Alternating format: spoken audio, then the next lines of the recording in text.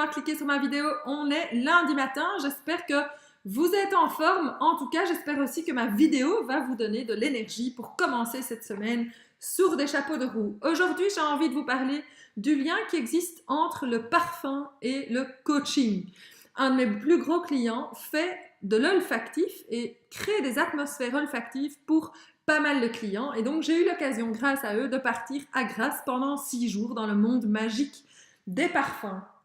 Alors, le lien entre le coaching et les parfums, eh bien, il est très simple. Aujourd'hui, vous pensez peut-être, je ne sais pas, que les parfums, c'est une chose super industrielle. Hop, on met les fleurs en entreprise et c'est fait, voilà, on a des parfums. Eh bien non, c'est beaucoup plus subtil que ça. Pour créer des parfums, en fait, de la fragrance, vraiment de la parfumerie fine, eh bien, il existe des parfumeurs, ça je suppose que vous savez, mais qui sont de réels créateurs de parfums. Ces personnes-là, ils connaissent énormément au niveau de l'humain et vont vraiment devoir connaître l'humain pour pouvoir créer des parfums que certaines personnes, comme vous et moi, vont vouloir porter. Donc, il y a vraiment un intéressement au niveau de l'humain qui va être important. En fonction de là où vous êtes né, votre culture, etc., eh bien, vous allez connaître des odeurs différentes, des parfums différents, et vous allez donc aussi aimer les choses d'une façon différente. Le parfum est clairement quelque chose de super subjectif, très personnel. D'ailleurs, on dit qu'en fait, les odeurs ou les parfums, les odeurs n'existent pas. Ce qui existe, c'est la rencontre de deux espèces moléculaires, les molécules du monde extérieur, de votre environnement et les molécules de votre nez. Donc, chaque personne va vraiment sentir différemment, ce qui fait de nous, évidemment, une fois de plus, des êtres uniques, extraordinaires, magiques, etc. Voilà. Alors, il y a évidemment encore d'autres liens.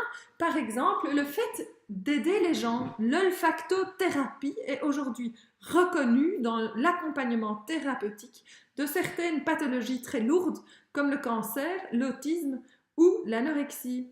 En plus, par exemple, dans certaines maisons de retraite ou des seigneuries, on peut vraiment utiliser les parfums pour essayer de toucher la mémoire de certaines personnes qui auraient oublié pas mal de choses.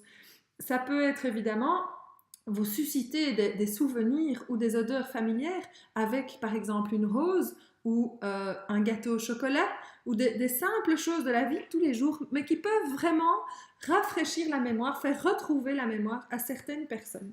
Donc voilà, c'est vraiment une sensibilité importante à développer et qu'on peut aujourd'hui utiliser pour aider les gens. Alors, à côté de cet aspect évidemment d'aide et le lien avec le coaching, eh bien les parfums, c'est quelque chose de vraiment magique que vous pouvez utiliser simplement pour mettre du fun ou de la magie dans votre vie, mais aussi dans dans la vie de votre entourage. Si vous avez des enfants, par exemple, n'hésitez pas à déjà leur faire sentir les melons quand vous allez faire vos courses ou ouvrir un citron, un concombre, leur faire sentir. Vous achetez par exemple de la noix de muscade, vous leur faites sentir le bois quand vous faites un barbecue. Portez leur attention sur toutes ces odeurs différentes qu'on rencontre au quotidien. On sent chacun, sans s'en apercevoir, 10 000 parfums différents. C'est vraiment énorme. Alors voilà.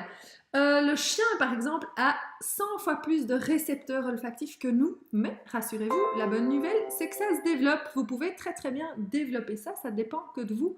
Allez dans un parc, cassez les petites feuilles, sentez les odeurs vertes, par exemple. Il y a des familles de parfums différentes et c'est vraiment intéressant de développer son odorat pour pouvoir simplement mieux connaître le monde, mieux communiquer aussi, parce que c'est vraiment dans certains pays, ou même chez les animaux, un véritable outil de communication. Même les poissons ont un nez très très développé.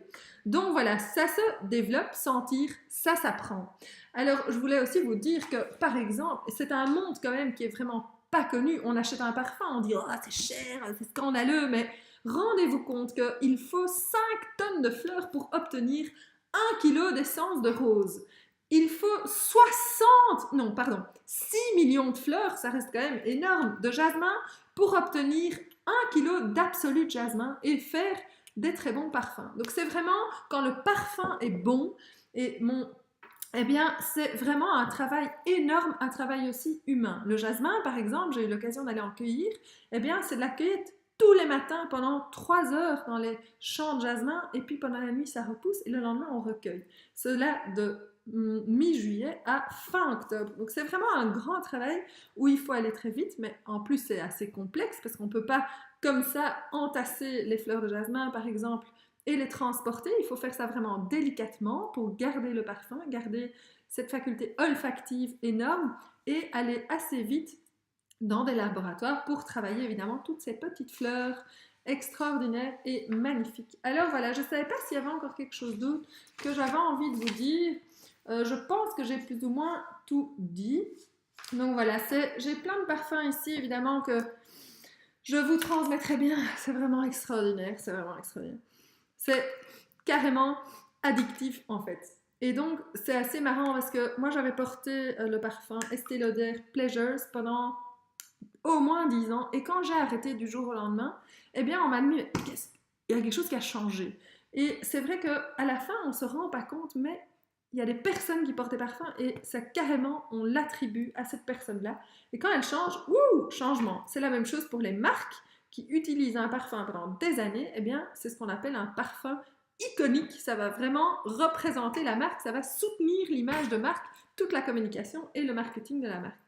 Donc voilà, mon client fait ça, s'occupe de mettre des parfums partout où on peut l'imaginer, dans des hôtels, dans des parkings, dans des magasins, etc. N'hésitez pas, si vous avez envie, vous pouvez me contacter. Moi, je sais vous mettre en contact avec les distributeurs partout, au Benelux, en Angleterre, à l'île Maurice, aux Seychelles, à La Réunion, etc., etc. Donc voilà, c'est vraiment très très chouette. Et si soit on emploie un parfum existant qui fait partie de leur gamme, soit on peut créer une signature olfactive. J'imagine vraiment ça très très bien dans certains magasins de chocolat, ça doit être fantastique utiliser le cacao ou quoi pour créer une odeur, par exemple pour la fête des mères, la praline à la rose, ça doit être magnifique. Enfin voilà, si vous avez envie d'avoir plus d'infos, n'hésitez pas à me contacter. Les odeurs ressuscitent comme par magie des souvenirs extraordinaires et peuvent vraiment provoquer pas mal d'émotions, de sensations positives ou non aussi, hein, et donc, c'est vraiment quelque chose de merveilleux que j'ai envie de développer en tout cas et de continuer à suivre parce que ça met de la magie aussi dans le monde et que j'adore ça. Voilà, n'hésitez pas à me contacter, que ce soit pour le parfum ou que ce soit pour du coaching. Comme vous savez, je suis certifiée en développement personnel et en gestion de changement.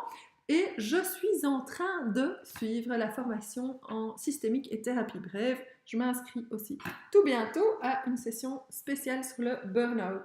Voilà, j'ai reçu un petit témoignage d'ailleurs il y a quelques jours encore de quelqu'un qui m'a fait très plaisir évidemment, qui est après 2 séances, retourner, se reprendre en main totalement, qui est retombée, je crois, sur ses jambes, je ne sais plus comment elle a mis exactement, non, mais ça, bref, c'est pas grave.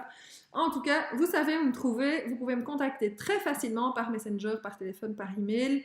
Je suis là à votre disposition. Je vous souhaite le meilleur. Je vous souhaite le meilleur pour aujourd'hui et pour toute la semaine. Et je vous embrasse de tout cœur. À bientôt.